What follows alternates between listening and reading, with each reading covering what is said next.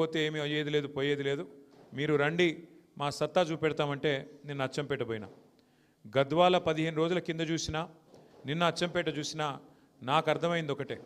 రాబోయే రోజుల్లో వచ్చేది గల్లీ ఎలక్షన్ అయినా ఢిల్లీ ఎలక్షన్ అయినా ఖచ్చితంగా ప్రజలు తిరిగి కేసీఆర్ గారు మళ్ళీ రావాలి, తెలంగాణ రాష్ట్రానికి సారథ్యం వహించాలి అనే ఒక స్పష్టమైన ఆలోచన విధానానికి వచ్చినట్టుగా కనబడతా ఉన్నది. ఇవాళ మీరు చూస్తూ ఉన్నారు, గ్రామాలలో రైతులు ఏ పరిస్థితిలో ఉన్నారో మీరు చూస్తూ ఉన్నారు. మనం ఎప్పుడో గతంలో కాంగ్రెస్ ప్రభుత్వం ఉన్నప్పుడు చూసాం, 2014 ముందు ఎరువుల కోసం లైన్లు కట్టి ఎరువుల కోసం యుద్ధాలు చేసే పరిస్థితి గతంలో ఉండేది. మళ్ళా కాంగ్రెస్ వచ్చింది అంటే మళ్ళా అదే పరిస్థితి వచ్చింది. ఎరువుల కోసం చెప్పుల జాతరలు, ఎరువుల కోసం ముష్టి యుద్ధాలు చేసుకునే పరిస్థితి కాంగ్రెస్ ప్రభుత్వం వచ్చిన తర్వాత మళ్ళీ వచ్చింది. కాబట్టి రైతులు ఆగ్రహావేశాలతో ఉన్నారు గ్రామాల్లో. మహిళలు మరి మాకు ఇవ్వాల్సిన 2500 రూపాయలు ఇస్తానని చెప్పారు 100 రోజుల్లో, ఇయ్యట్లేదు అనే కోపం మీద మహిళలు ఉన్నారు. వృద్ధులు 4000 పెన్షన్ అన్నారు, ఇంకోటి అన్నారు, అరిచేతిలో స్వర్గం చూపెట్టి ఓట్లు వేయించుకున్నారు.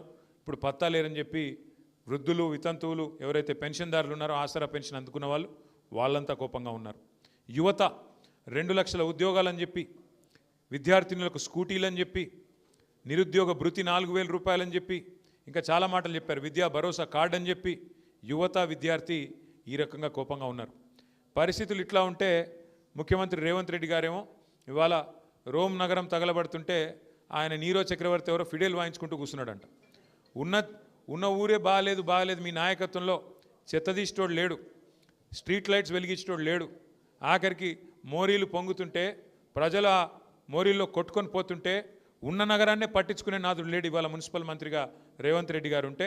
కానీ ఆయనేమో కొత్త నగరాలు కడతా అని చెప్పి నిన్న శంకుస్థాపన లేచి ఏందో ఊదరగొట్టే ఉపన్యాసాలు ఇస్తూ ఉన్నాడు. నేను ఫ్యూచర్ సిటీ కడతా, ఇది కడతా, అది కడతా. ఉన్న నగరం చూడమంటే ఇది చాతనైతే లేదు, ఉన్న నగరాన్ని ఏమో ఉద్ధరించే పరిస్థితి లేదు, కానీ కొత్త నగరాన్ని కడతానని చెప్పి ఇవాళ పోజులు కొడతా ఉన్నారు. నేను మీ అందరినీ ఆలోచించమని కోరేది ఒకటే, అది ఏ ఎన్నికైనా కావచ్చు, గల్లీ ఎన్నిక కావచ్చు, ఢిల్లీ ఎన్నిక కావచ్చు, మధ్యలో రేపు మనకు వచ్చే జూబ్లీహిల్స్ ఉప ఎన్నిక కావచ్చు. వాస్తవాలుగానే ఉంటాయి.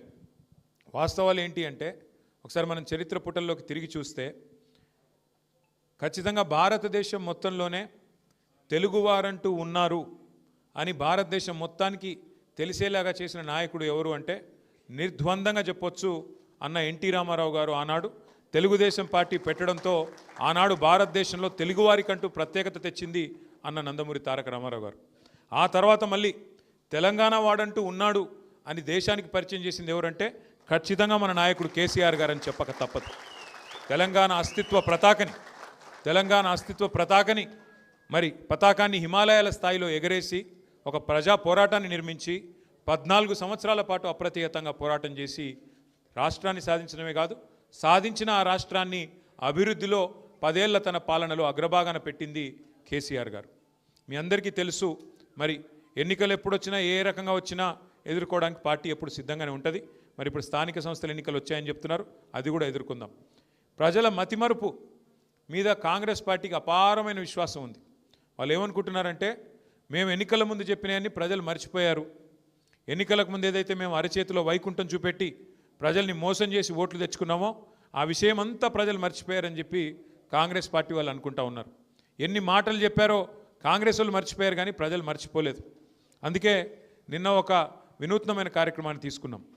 ఎన్నికలకు ముందు కాంగ్రెస్ పార్టీ ఇది మా గ్యారంటీ అంటూ గ్యారంటీ కార్డుల పేరిట ఏదైతే గారడీ చేసిందో, పెద్ద మనుషులకి 4000 పెన్షన్ ఇస్తామని, మహిళలకి 2500 ఇస్తామని, రైతులకు 10,000 కాదు 15,000 రైతు బంధు ఇస్తామని, కేవలం అసలుదారులకే కాదు కౌలు రైతులకు కూడా 15,000 ఇస్తామని, రైతు కూలీలకు 12,000 ఇస్తామని, ఆటో అన్నలకు 12,000 ఇస్తామని, ఇట్లా నోటికి ఎంత వస్తే అంత 2 లక్షల ఉద్యోగాలని యువతకి, నిరుద్యోగ భృతి 4,000 ఏదైతే చెప్తూ పోయినారో వాటన్నిటి విషయంలో మళ్ళీ ప్రజలకి ఒక్కసారి తిరిగి గుర్తు చేయడానికి, కాంగ్రెస్ గ్యారంటీ కార్డుల పేరిట చేసిన డ్రామాని గుర్తు చేయడానికే నిన్న మనం మన పార్టీ నుంచి కాంగ్రెస్ బాకీ కార్డు, అంటే కాంగ్రెస్ బాకీ కార్డు అంటే ఏ వర్గానికి ఎంత బాకీ పడ్డారు, రైతులకు ఎంత బాకీ పడ్డారు, అట్లాగే మహిళలకు ఎంత బాకీ ఉన్నారు, అట్లాగే మన తమ్ములకి చెల్లెలకి ఎంత బాకీ ఉన్నారు, అట్లాగే వృద్ధులకి వితంతులకి పెన్షన్దారులకి ఎంత బాకీ ఉన్నారని చెబుతూ ఇవాళ కాంగ్రెస్ బాకీ కార్డు పేరిట రైతు భరోసా ఎంత బాకీ పడ్డారు, నిరుద్యోగులకు ఎన్ని ఉద్యోగాలు ఎంత బాకీ పడ్డారు. 1,00,000 రూపాయలు కేసీఆర్ గారు పెళ్లికిస్తే కళ్యాణ్ లక్ష్మి పేరిట షాదీ ముబారక్ పేరిట మేము తులం బంగారం ఇస్తామన్నారు.